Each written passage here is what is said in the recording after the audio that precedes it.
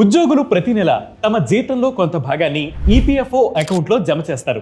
ఇలా పొందిన డబ్బుని ఉద్యోగి పదవి విరమణ చేసిన తర్వాత పెన్షన్ రూపంలో అందిస్తారు. అయితే ఇక్కడ 7 రకాల పెన్షన్స్ ఉంటాయి. అందులో మొదటిది సూపర్ యాన్యుయేషన్ పెన్షన్. 10 ఏళ్లు సర్వీసు పూర్తి చేసిన వారికి లేదా 58 ఏళ్లు నిండి రిటైర్ అయిన ఉద్యోగులకు ఈ పెన్షన్ అందిస్తారు. ఇక రెండవది రెడ్యూస్డ్ పెన్షన్. 50 ఏళ్లు పైబడిన వారు, 10 ఏళ్ల సర్వీస్ పూర్తి చేసిన వారు రెడ్యూస్డ్ పెన్షన్ పొందడానికి అర్హులు. అయితే ఈ కేటగిరీలో ఉద్యోగి ఏజ్ ని బట్టి ప్రతి సంవత్సరం 4% తక్కువ పెన్షన్ ని ఇస్తారు. ఇక మూడవది డిజేబుల్డ్ పెన్షన్. తమ సర్వీస్ కాలంలో టెంపరీగా లేదా శాశ్వతంగా అంగవైకల్యం పొందిన వారు డిజేబుల్డ్ పెన్షన్ కి అర్హులు.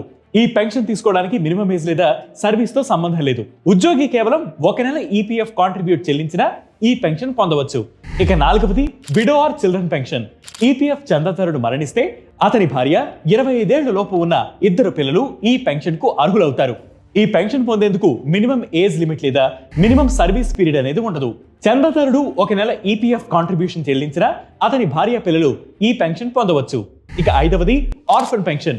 చందాదారుడు అతని భార్య 2 మరణిస్తే వారి 2 పిల్లలకు ఆర్ఫన్ పెన్షన్ అందిస్తారు. అయితే వాళ్ల వయసు 25 ఏళ్ల లోపు ఉండాలి. 25 ఏళ్లు నిండగానే వాళ్ళకి ఇచ్చే పెన్షన్ ఆగిపోతుంది.